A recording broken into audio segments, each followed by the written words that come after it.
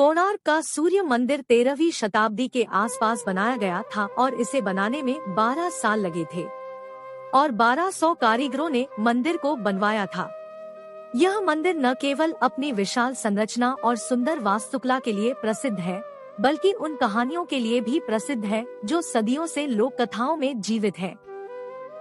मंदिर के निर्माण के पूरा होने का वर्णन करने वाली कहानियों में से एक 12 वर्षीय लड़का धर्मपद की कहानी है, जिसने 1200 कारीगरों को बचाने के लिए अपने जीवन का बलिदान दिया। कोणार्क के सूर्य मंदिर के निर्माण कार्य को मुख्य वास्तुकार के रूप में सिबेई सांत्रा और बिशु महाराणा ने देखा था। स्थानीय कहानी बताती है कि सिबेई सांत्रा को इस काम के लिए देवी रामचंडी का आशीर्वाद मिला था। जहां मंदिर बनाया जाना था, वहां की मिट्टी की हालत मूल रूप से इतनी खराब थी कि मुख्य वास्तुकार बिशु महाराणा, जिन्हें काम सौंपा गया था, बहुत परेशान हो गए। लेकिन जब उसकी पवित्रता के कारण उसी स्थान पर निर्माण करने के अलावा कोई अन्य रास्ता नहीं था, तो वह बड़ी कठिनाई से काम को आगे बढ़ाने में कामयाब रहा।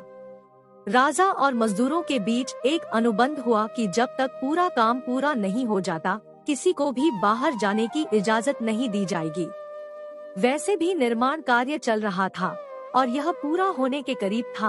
अचानक मुख्य वास्तुकार बिशु महाराणा और उनके कार्यकर्ताओं को कलश को, जो मंदिर का मुकुट पत्थर है, उसकी उचित स्थान में बैठाने में कठिनाई का सामना करना पड़ा। इसी बीच मुख्य वास्तुकार का बेटा धर्मपद अपने पिता से मिलना चाहता था, क्योंकि वह अपने पिता से लंबे समय से दूर था। धर्मपद का जन्म उनके पिता के जाने के 1 महीने बाद हुआ था और 12 साल बीत चुके थे। धर्मपद हमेशा दुखी रहता था, क्योंकि वो कभी अपने पिता को नहीं देखा था और उनकी माँ भी उन्हें कभी उनके पिता के बारे में ज्यादा नहीं बताती थी।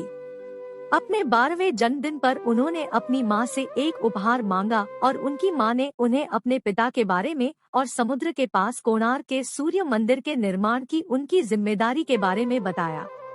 धर्मपद ने अपने पिता से मिलने का फैसला किया और लंबी यात्रा के बाद वह निर्माण स्थल पर पहुंचा और उसे अपने पिता को देखने में ज्यादा समय नहीं लगा। अपने पिता और अन्य कारीगरों से मिलने के बाद उन्हें पता चला कि वे खुश नहीं थे और एक बड़ी समस्या का सामना कर रहे थे। हालांकि बिशु महाराणा अपने बेटे को देखकर खुश थे, लेकिन वह कलश को ठीक से नहीं रख पाने के बात को छिपा नहीं सके।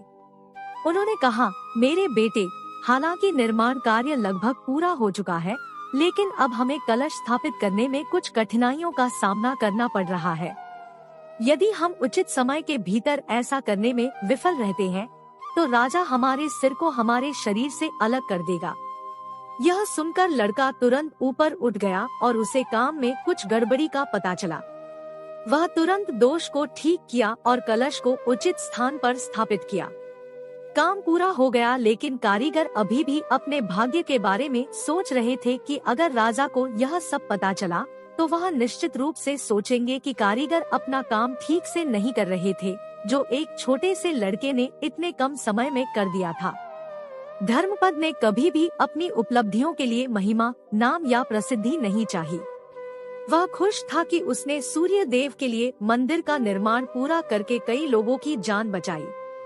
धर्मपद बहुत सदमे में था और मामले को छुपाने के लिए वह मंदिर के शिखर पर चढ़ गया और अपनी जान देने के लिए समुद्र के गहरे नीले पानी में कूद गया। एक छोटे से लड़के ने, जिसने अब तक बने सबसे महान मंदिर का निर्माण पूरा करके परम महिमा प्राप्त की, दूसरों के जीवन को बचाने के लिए अपना जीवन बलिदान कर दिया। सैकड़ों वर्षों के बाद सूर्य मंदिर नष्ट हो गया है, लेकिन धर्मपद अभी भी किंवदंती और ओडिशा के हर कारीगर की महत्वाकांक्षाओं में जीवित है। धन्यवाद।